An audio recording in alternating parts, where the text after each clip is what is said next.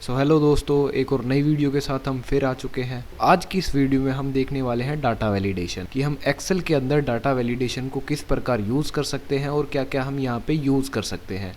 तो चलिए दोस्तों, ज़्यादा देर ना करते हुए अब शुरू करते हैं data validation. Data validation use करने के लिए आपको सबसे पहले क्या करना है, आपको टैब्स के अंदर यहाँ पे डाटा टैब मिलेगा। डाटा टैब में आने के बाद जैसे ही आप यहाँ पे डाटा टैब में आओगे, राइट की तरफ आओगे, यहाँ पे आपको मिलेगा डाटा वैलिडेशन। तो डाटा वैलिडेशन को आप ओपन करोगे तो इस प्रकार आपके सामने कुछ डाटा वैलिडेशन के ऑप्शन यहाँ पे आ जाएंगे। अब मैं आपको इनको बताने से पहले अपनी शीट के बारे में बता देता हूँ। तो दोस्तों, यहाँ पे आप देख सकते हैं मैंने एक शीट ली है जहाँ पे आपका serial number, designation, place, shift, mobile number, age और आपकी डेट यहाँ पे है। तो दोस्तों, मैं हर एक ऑप्शन के बारे में बात करूंगा डाटा वैलिडेशन के बारे में। अब चलिए दोस्तों, हम शुरू करते हैं डाटा वैलिडेशन के टॉपिक को। तो सबसे पहले आपको क्या करना है, डाटा टैब के अंदर आना है। डाटा टैब के अंदर आने के बाद यहाँ पे आपको मिलेगा डाटा वैलिडेशन। जैसे ही आप इस पे क्लिक करते हो, आपके सामने यहाँ पे एक पॉपअप ओपन होके आता है। तो दोस्तों, इस पॉपअप के अंदर आपको तीन चीजें मिलती हैं, settings, input message, error alert. तो तीनों के बारे में हम आराम से बात करेंगे और देखेंगे कि हम डाटा वैलिडेशन को कैसे यूज कर सकते हैं। सबसे पहले मैं आपको डेसिग्नेशन के अंदर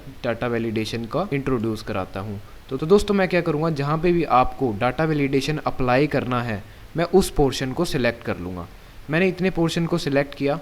सिलेक्ट करने के बाद मैं क्या करूँगा, डाटा वैलिडेशन पे जाऊँगा। डाटा वैलिडेशन पे जाने के बाद आप सबसे पहले क्या करोगे, यहाँ पे जो डिफ़ॉल्ट सिलेक्टेड है आपका, अलाउ क्या है, एनी वैल्यू है। हम यहाँ पे कोई भी वैल्यू पुट कर सकते हैं। मैं यहाँ पे एक सिंबल टाइप कर सकता हूँ, यहाँ पे मैं अल्फ़ाबेट टाइप कर सकता हूँ। साथ ही मैं दोस्तों यहाँ पे 1 2 3 न्यूमेरिकल वैल्यूज़ को भी यहाँ पे टाइप, एनी वैल्यू को हटा के यहाँ से मैं लिस्ट को चूज करता हूँ। लिस्ट के अंदर आपको यहाँ पे सोर्स देना होता है। सोर्स कहाँ पर है, आप एक शीट से भी सोर्स को उठा सकते हैं या फिर आप टाइप करके उस सोर्स को यहाँ पे यूज कर सकते हैं। आपको दो ऑप्शन और यहाँ पे मिलते हैं, इग्नोर ब्लैंक और इन सेल ड्रॉप डाउन के बारे में भी मैं आपको बताऊंगा। फिलहाल मैं क्या करता हूँ, सोर्स में दोस्तों मैंने डेसिग्नेशन की यहाँ पे एक लिस्ट प्रिपेयर की हुई है। यहाँ पे मैं इसको सिलेक्ट करके और ओके कर देता हूँ। चलिए अब दोस्तों देखते हैं अपने डेसिग्नेशन के अंदर। डेसिग्नेशन के अंदर अब वहाँ पे एक ऑप्शन था, इन सेल ड्रॉप डाउन। इन सेल ड्रॉप डाउन का मतलब जहाँ यहाँ पे आपको दिख रहा होगा एक छोटा सा ड्रॉप डाउन आ चुका। जैसे मैं इस पे क्लिक करता हूँ, मैं यहाँ से सिलेक्ट कर सकता हूँ कि मेरा जो डेसिग्नेशन है वो क्या है, एक वर्कर का, प्यून है या फिर क्या है। लेकिन ये दोस्तों सिर्फ आपको उतने एरिया में ही मिलेगा जितना पोर्शन आपने सिलेक्ट किया। जो आपने लिस्ट में यहाँ पे सेट कर दिया, आपने सिलेक्ट कर दिया, तो आप उसी को यहाँ पे यूज कर सकते हो। उसके अलावा यहाँ पे आप कुछ भी डाटा डाल नहीं सकते। अगर मैं यहाँ पे एक डाटा डालता हूँ और एंटर करता हूँ, तो ये मेरे को कह रहा है कि this value doesn't match the data validation restrictions defined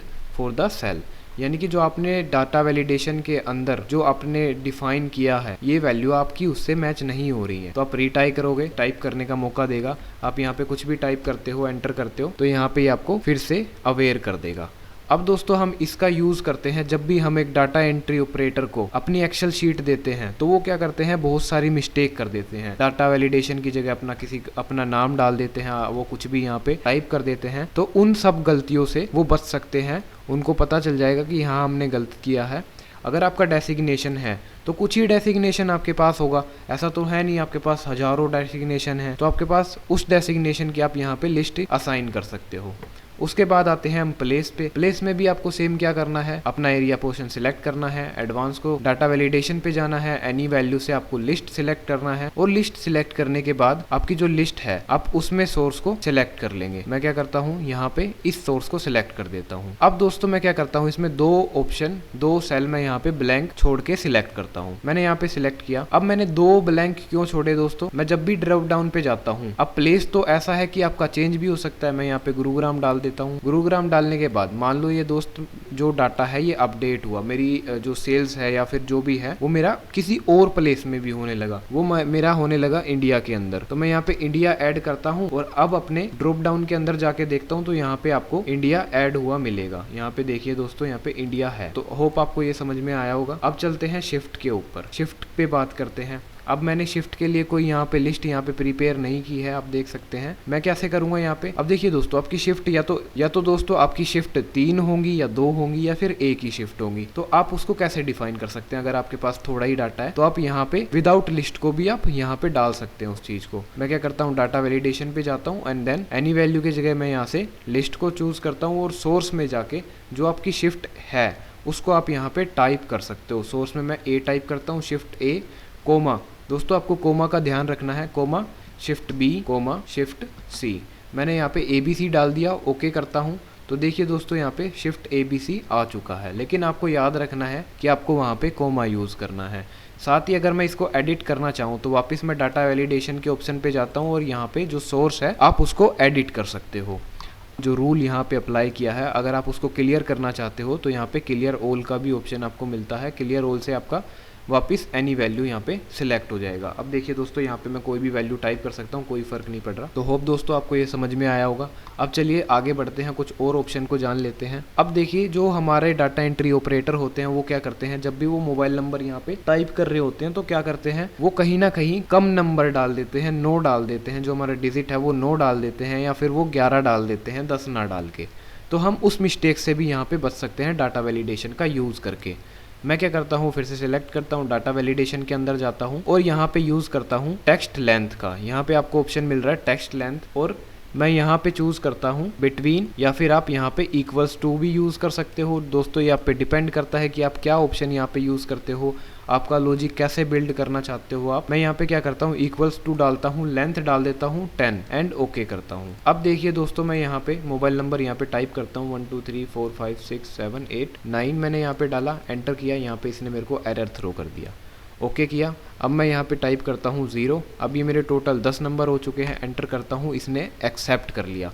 otherwise ये क्या करेगा, कहीं ज़्यादा मेरे नंबर होंगे तो ये मेरे को एरर थ्रो कर देगा। मान लो मैंने यहाँ पे क्या किया, ज़्यादा नंबर यहाँ पे लिख दिए, कुछ 11 नंबर 12 नंबर यहाँ पे लिख दिए, एंटर किया, तो ये मेरे को एरर थ्रो कर रहा है कि जो आपने डाटा वैलिडेशन के अंदर रिस्ट्रिक्शंस लगाई हैं, जो आपने डिफ़ाइन किया है, ये उससे मैच नहीं हो रहा है। मैं यहाँ पे फ़िलहाल कैंसिल कर देता हूँ। अब दोस्तों फिर से चलते हैं एज के ऊपर। अब एज को हम कैसे यूज़ कर सकते हैं दोस्तों, आप यहाँ पे एज लिमिट भी यहाँ पे लगा सकते हो। आपने देखा होगा कि जो हमारे एग्ज़ाम्स वगैरह होते हैं, गवर्नमेंट एग्ज़ाम होते हैं, या फिर कोई भी अपॉर्चुनिटी हमें गवर्नमेंट की तरफ से दी जाती है, तो वहाँ पे आपकी एज लिमिट दी हुई होती है। तो एज लिमिट आप यहाँ पे भी अप्लाई कर सकते हो।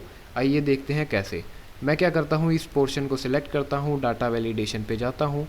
डाटा वैलिडेशन पे जाने के बाद मैं एनी वैल्यू की जगह यहाँ से मैं वोल नंबर को सिलेक्ट करता हूँ। वोल नंबर में मैंने सिलेक्ट किया, मिनिमम मेरी एज कितनी होनी चाहिए, 18 होनी चाहिए, मैक्सिमम मेरी एज होनी चाहिए 24, और मैंने ओके किया। अब देखिए दोस्तों मैंने यहाँ पे अप्लाई कर दिया है। मैं यहाँ पे 18 टाइप करता हूँ, एक्सेप्ट कर रहा है, लेकिन मैं यहाँ पे 17 टाइप करता हूँ तो ये एक्सेप्ट नहीं करेगा। अगर मैं यहाँ पे 11 टाइप करूँगा तो भी ये एक्सेप्ट नहीं करेगा, क्योंकि ये मैच नहीं हुआ। हमने जो रेस्ट्रिक्शंस लगाई थी, जो डाटा वैलिडेशन उसको दिया था, वो क्या था, वो हमारा 18 to 24 था।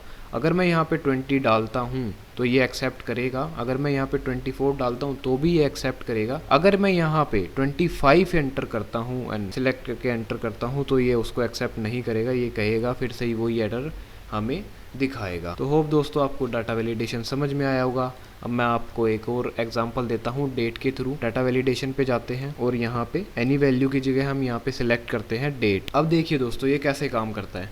आप यहाँ पे डेट डाल सकते। अगर आप एक फॉर्म पे काम कर रहे हो और आपने उसमें एक डेट लिमिट लगाई हुई है कि आप इस डेट से इस डेट के बीच में उस चीज़ को फिल कर सकते हो और उसके बाद वो इनवैलिड होगा, तो वो भी चीज़ आप यहाँ पे डाल सकते हो। मान लो दोस्तों मैं यहाँ पे डालता हूँ 09 मई 05/2024, देन यहाँ पे 11,0 तो यहाँ पे मैंने एक डेट एंटर कर दी है एंड देन मैं ओके करता हूँ। ओके करने के बाद अब मैं यहाँ पे डेट डालता हूँ, तो जो डेट मैंने यहाँ पे डाली है उसको ये एक्सेप्ट करेगा। यहाँ पे मैंने डेट डाला था 09/05/2024। अब देखिए इसने इस डेट को एक्सेप्ट किया, लेकिन मैं अगर इससे पहले की यहाँ पे डेट एंटर करने की कोशिश करता हूँ तो ये मेरे को एरर देगा। अब देखिए दोस्तों यहाँ पे एरर आ गया। अब एरर इसलिए आया क्योंकि मैंने इस सेल को ही सिलेक्ट किया था। मैं क्या करता हूँ, इसको ड्रैग करता हूँ फिल हैंडल की हेल्प से और इस डाटा को यहाँ से रिमूव कर देता। अब यहाँ पे मैं डेट डालने की कोशिश करता हूँ, डेट 5,2024 एंड यहाँ पे देखिए दोस्तों इसने मेरे को एरर थ्रो कर दिया है कि ये जो डाटा है आपका वो इनवैलिड है। अगर मैं यहाँ पे डेट एंटर करता हूँ 6 तो ये क्या करेगा, उसको भी इनवैलिड यहाँ पे दिखाएगा, क्योंकि ये उस जो ड्यूरेशन मैंने यहाँ पे डाली है उस ड्यूरेशन से मैच नहीं खा रहा है। इस वजह से ये मेरे को इस टाइप के जो मैंने यहाँ पे डेट क्राइटेरिया यहाँ पे डाला है ये उससे मैच नहीं हो रहा है, इसलिए मेरे को एरर थ्रो करके दे रहा है। अब मैं क्या करता हूँ और ऑप्शन आपको बताता हूँ डाटा वैलिडेशन के। डाटा वैलिडेशन के अंदर आना है, यहाँ पे आपको मिल रहा है इनपुट मैसेज। अब मैंने क्या किया है, हेडिंग यहाँ पे सिलेक्ट की है, या फिर मैं क्या करता हूँ यहाँ पे मोबाइल नंबर सिलेक्ट कर। अब जो आपका मोबाइल नंबर है वो मोस्टली 10 डिजिट के अंदर होता है, लेकिन जो आपका लैंडलाइन मोबाइल नंबर है वो आपका 8 डिजिट का होता है। तो कुछ चीजें ऐसी होती हैं डाटा वैलिडेशन के अंदर जो कि डाटा एंट्री ऑपरेटर को समझ नहीं आती हैं, उनको पता नहीं होता कि हम यहाँ पे क्या डाटा एंटर करेंगे। तो उसके लिए हम क्या कर सकते हैं, यहाँ पे एक मैसेज पुट करा सकते हैं। मैं यहाँ पे डालता हूँ टाइटल में क्या डालता हूँ, टाइटल डालता हूँ एरर, या फिर मैं यहाँ पे हिंदी में कुछ टाइप कर देता हूँ। तो दोस्तों यहाँ पे मैंने डाटा एंटर कर दिया है, enter 10 digit number and title में इन्फॉर्मेशन यहाँ पे डाल दिया है, और मैं यहाँ पे क्लिक करके ओके कर देता हूँ। तो जब भी मैं इस सेल पे जाऊंगा तो मेरे को एक इन्फॉर्मेशन यहाँ पे प्रोवाइड करा रहा है, information enter 10 digit mobile number. अब मेरे को यहाँ पे पता होगा कि मेरे को यहाँ पे कौन सा डाटा डालना है, क्या आपका डाटा यहाँ पे होगा। ऐसे ही आप दोस्तों एज के अंदर इसको यूज कर सकते हो। एज के अंदर जाके मैं इनपुट मैसेज में टाइप करता हूँ। तो दोस्तों यहाँ पे मैंने टाइटल डाल दिया है एज के लिए, hey you see here and only 10 to 18। Okay किया। तो देखिए दोस्तों यहाँ पे मेरे को पता चल रहा है कि hey you see here and only 18 to 24 यहाँ पे अप्लाई कर सकते। होप दोस्तों आपको ये समझ में आया होगा। अब यहाँ पे बात करते हैं डाटा वैलिडेशन के एरर अलर्ट के बारे में।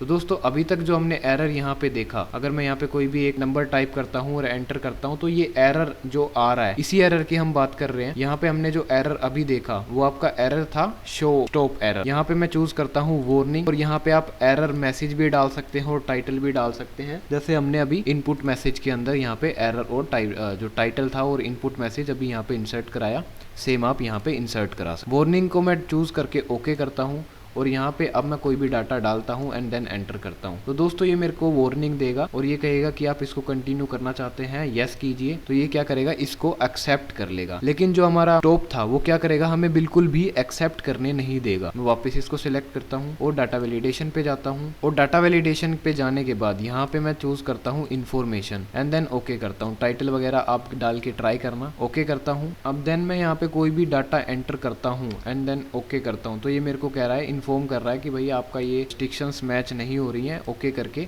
ये इसको एक्सेप्ट कर लेगा, यानी कि ये आपको इन्फॉर्म करेगा कि आपकी जो भी आपने यहाँ पे डाटा एंटर किया है वो आपका गलत है। नेक्स्ट दोस्तों मैं एक इसका रियल यूज आपको करके बताता हूँ। यहाँ पे मैंने एक शीट रेडी की है दोस्तों, यहाँ पे मैंने एक शीट रेडी की है जिसके अंदर मैंने सीरियल नंबर का यूज किया है, एम्प्लॉय आईडी का यूज किया है, एम्प्लॉय नेम का यूज किया है, और यहाँ पे मैंने कुछ डेट्स का यूज किया है। ये दोस्तों मैं आपकी यहाँ पे अटेंडेंस शीट बनाना चाहता हूँ।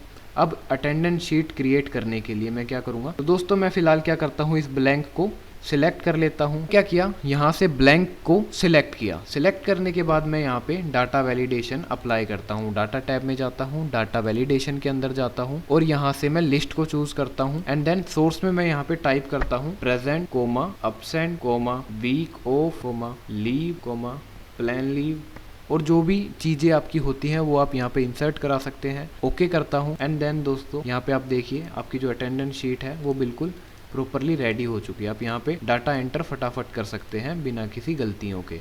हो सकता है आप यहाँ पे प्रेजेंट की जगह आप यहाँ पे कुछ भी दबा सकते हैं, तो दोस्तों आप उन सब गलतियों से यहाँ पे बच सकते हैं। ये आपका डाटा यहाँ पे रेडी हो जाएगा। बाकी चीज़ें हम आगे पढ़ेंगे दोस्तों। होप आपको ये वीडियो अच्छी लगी होगी, तो दोस्तों कमेंट में ज़रूर बताना और चैनल को सब्सक्राइब करना, वीडियो को लाइक करना। आज की वीडियो में हम इतना ही रखते हैं। जय हिंद दोस्तों, मिलते हैं एक नई वीडियो के साथ।